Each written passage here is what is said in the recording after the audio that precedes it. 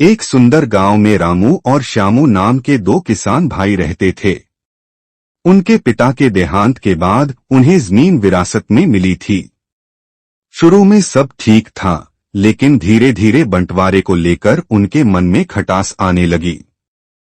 श्यामू, भैया, मुझे लगता है तुमने अपनी मेड़ थोड़ी आगे बढ़ा दी है।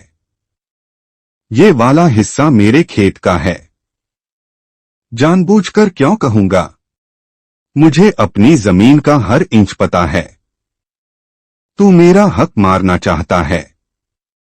मैं अपना हक लेकर रहूंगा। रामू, क्या बात कर रहा है श्यामू? ये मेड़ हमेशा से यही रही है। तू जानबूझकर ऐसा कह रहा है।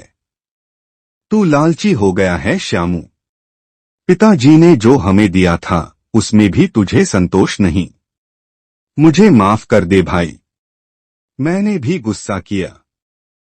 रामू की पत्नी, ये रोज रोज की लड़ाई अच्छी नहीं लगती।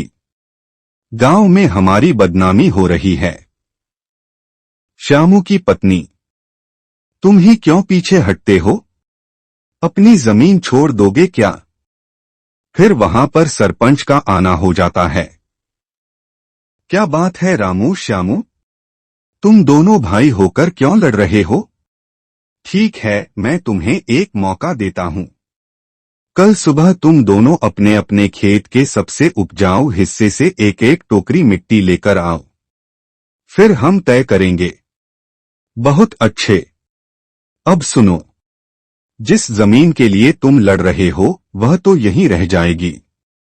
तुम दोनों ने मेहनत से जो मिट्टी उठाई है, क्या वह तुम्हारी लड़ाई खत्म कर देगी?